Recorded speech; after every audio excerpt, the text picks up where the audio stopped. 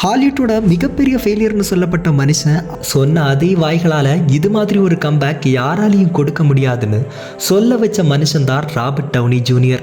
Robert பல தடவை drug usage காரணமாக போலீஸால் அரெஸ்ட் பண்ணப்பட்டிருக்காரு. இந்த ட்ரக் அடிக்ஷன் வாரில் ராபர்ட் தன்னோட கரியரை இழந்து பல ஃபிலிம் இண்டஸ்ட்ரீஸ்னால் ரிஜெக்ட் பண்ணப்பட்டிருக்காரு. எந்த ஒரு ப்ரொடக்ஷன் கம்பெனியும் அவர் மேலே நம்பிக்கை வைக்கல. எந்த ஒரு டைரக்டரும் அவருக்கு வாய்ப்பு கொடுக்க தயாராக இல்லை. தன்னோட கரியரோட லோவஸ்டில் இருந்த ராபர்ட் கிட்ட பணம் இல்லை, மரியாதை இல்லை, ஃப்யூச்சரை பற்றி எந்த ஒரு ஐடியாவும் இல்லை. ஹாலிவுட் மொத்தமாக அவரோட கரியர் முடிஞ்சுன்னு சொன்னப்போ அதை ஏற்றுக்கிற மனப்பக்குவமும் ராபர்ட் கிட்ட இல்லை. ராபர்ட் அதை மாற்ற சூஸ் பண்ண பார்த்தா டிசிப்ளின். அவரோட டிசிப்ளின் கொஞ்சம் கொஞ்சமாக அவரை அடிக்ஷனில் இருந்து வெளியே கொண்டு வர கரியரை ரீபில்ட் பண்ண ஸ்டார்ட் பண்ணி தன்னோட ஹார்ட் ஒர்க்னால ஹாலிவுட்டில் கம்பேக் கொடுக்குறாரு. அயன்மேன் மூவி மூலமாக மார்வலோட ஃபேஸாக தன்னை மாற்றின ராபர்ட் இன்னைக்கு டேட்டில் உலகத்தோட ஹையஸ்ட் பெய்டு ஆக்டரில் ஒருத்தராக இருக்கார்.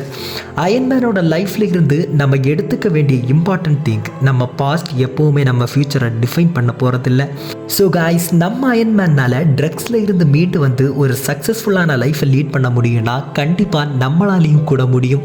ஸோ பாஸ்ட்டை பற்றி ரிக்ரெட் பண்ணி டைம் வேஸ்ட் பண்ணாமல் ஃப்யூச்சருக்காக டிசிப்ளினாக ஒர்க் பண்ணி சக்ஸஸ்ஃபுல்லாக நினைக்கிறீங்கன்னா நம்ம பேஜ் ஸ்டோரி பை ராகுல் பேஜை ஃபாலோ பண்ணி வச்சுக்கோங்க. இன்னொரு நல்ல ஸ்டோரியோட உங்களை சந்திக்கிறது வரைக்கும் பாய் காய்ஸ்.